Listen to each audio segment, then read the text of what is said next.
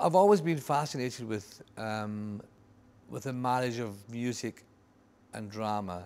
I worked for many years down in London. I played in bars and restaurants and everything else, worked a lot in theatre. And eventually I was musical director for Kenneth Branagh's Renaissance Theatre Company. His first film came along, Henry V, and I was asked to compose a score. So that's how the relationship with Kenneth Branagh began in film. I was never trained as a composer. I suppose that my route into it was, I was always hearing music, and I met someone who wanted to be a film director when I was very young, and he was very young, and I always wanted to be a film composer, so we started making films together, so to a certain extent, I suppose, I learned on the job. You know, I took piano lessons as a kid, but you know, it was interesting because as I got older, I started liking it less and less and less. And all I wanted to do was play Star Wars. And I, you know, remember the day that I told my teacher, look, all I want to know is, you know, and I said, listen to this. And I just plunked out the melody to Star Wars. I said, you know that? He goes, yeah. And I said, well, I want to know what's underneath that. What makes that work? And he said, oh, you want to know about theory? I was like, yes, I want to know about theory. And he started teaching me theory. He started teaching me chords. And from then on, I was like, that's what I'm interested in. The creative process for a composer can start at any time. Ideally, it's right at the beginning. Ideally, you would get the call when someone's written a script and they're thinking of making the film and they're just casting, and they talk to you about ideas about character, about story, about tone, about the sort of music that they might be thinking. The minute I get a call about a picture and the director talks about it, my mind starts to work immediately. That's the process. You can't help that. If, for example, the film has on-camera music and I'm required to produce that, to compose that, then obviously I have to be there in pre-production. And then as the process of filmmaking continues, you know, you can be involved in, you can go down to the set, you can see how the director's working with actors, you can go into the cutting room, you can see dailies, and then you start looking at assemblies and the ideas that you've had and the things that you've been working on. You can apply them and you can rework them and you can refine them.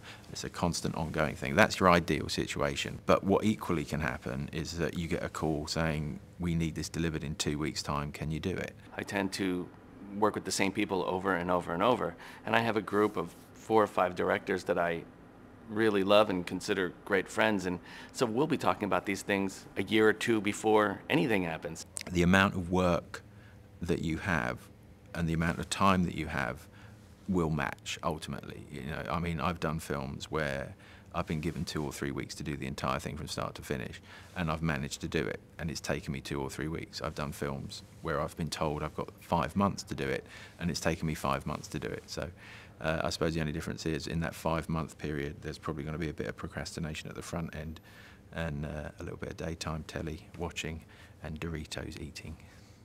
I'm a very organised composer. I come in at the same time every single day. I come in between 8 o'clock and 8:30. I usually have a half-an-hour break, and I work till anything from 5 till 7, depending on the schedule. And I never work Saturdays and Sundays if I can help it. So I'm very, very disciplined. I like to treat it sort of like it's my work, and I get up in the morning, I get the kids off to school, and then I go upstairs to my writing room, and that's what I do, and I'm there till 5:30, and then I'm done. That's a time where I can kind of just think about what I was working on, or experience other things and maybe get new inspirations or new ideas. I think part of the thing about writing a film, which has got a lot of music in, you know, and it's not unusual now for sort of big action films to have like 90 to 100 minutes of music in, which is, you know, it's a lot of dots. Your first couple of weeks when you're writing that, you kind of set the template for what it is that you're making, and you try and do something which feels a little bit different each time. But as you go further and further in, you realise that that's the language of the film, and to a certain extent, it becomes a little bit simpler the later you get into the process, because you're not going to try and do something completely different at minute 85 than you've been doing for the first 84 minutes. But the big pressure when you're doing those kinds of films with that amount of music is just the amount you have to churn out in a day. You know, anything from sort of 2 to 5 minutes of music sometimes, you know, and that's not always the best way to be doing it. It's a little bit of a scramble. But then when you get to the theatre and you watch the thing and you realise that, oh, there are loads of explosions or helicopters and you can't hear it anyway, you know, so that's the other thing you have to think about, knowing when not to write. You know, one has to adapt or die. I say this to up-and-coming composers, that you have to be aware of what's out there. You have to ask, and I work with younger people who will challenge me, and they'll introduce me to new sounds, and you can buy sounds, you can buy gear, and I have programmers who will twist sounds around, and Jack Ryan in particular, I spent 4 weeks with a programmer creating new sounds before I even began. You know, I haven't written out music since the last time I did was Mission Impossible 3, actually. It was just at the last minute I decided I did not like the love theme that I wrote, and we were on the stage at Warner Brothers, and I just ran out to the piano and wrote a new one there, and I hand wrote it.